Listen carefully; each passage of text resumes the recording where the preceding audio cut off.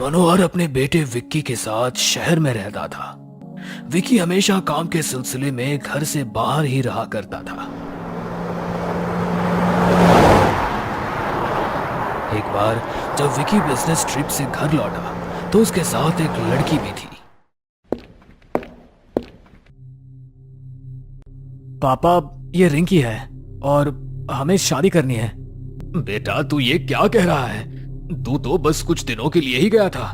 तू बिना सोचे समझे इससे शादी करना चाहता है?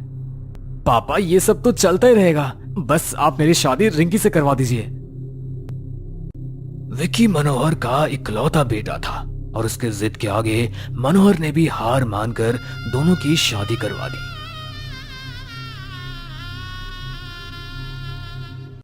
शादी के बाद रिंकी ने घर को अच्छे से संभाल लिया, जिससे मनोहर को भी थोड़ी तसल्ली हो गई।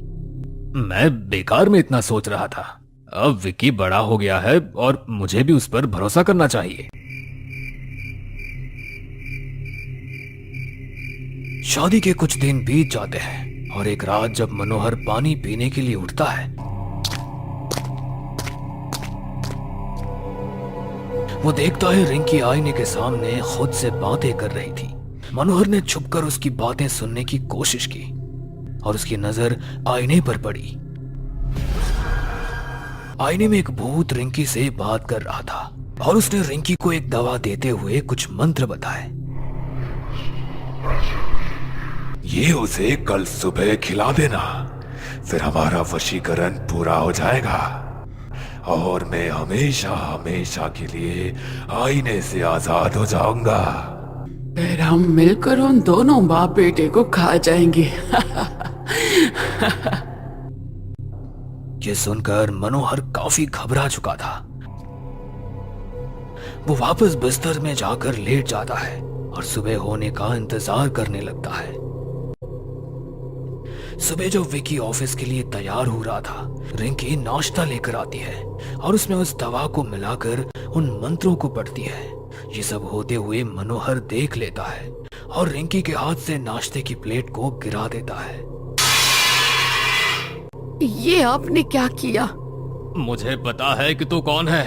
अब बता कि क्यों आई है इस घर में। ये आप क्या कर रहे हो पापा?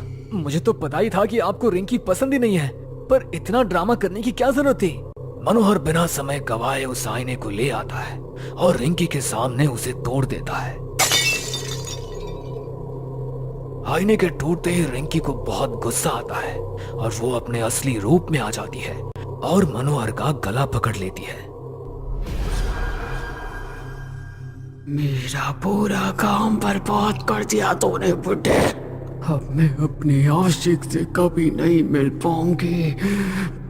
मनोहर को सांस लेने में बहुत मुश्किल होने लगती है। तभी विक्की अपने जेब से लाइटर निकालकर आईने पर आग लगा देता है।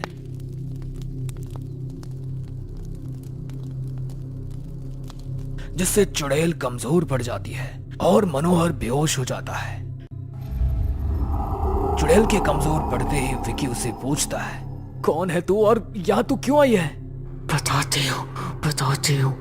हम जगह जगह भटक कर शिकार करते थे।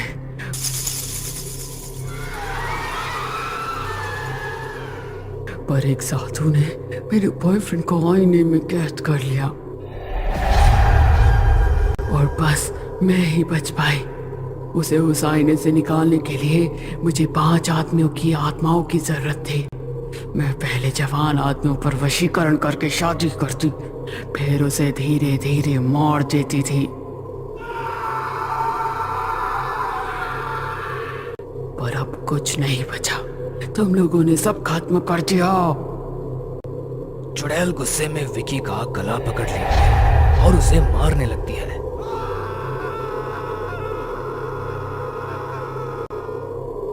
मनोहर को होश आ जाता है और वो गंगा जल लाकर चुड़ैल पर छिड़कता है, जिससे चुड़ैल जलने लगती है। नहीं, मेरे साथ ऐसा मत करो। चुड़ैल के जलते ही विकी को होश आ जाता है,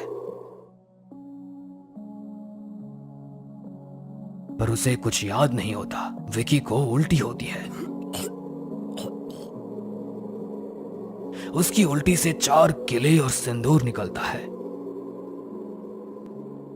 जिसके बाद विकी बिल्कुल ठीक हो जाता है।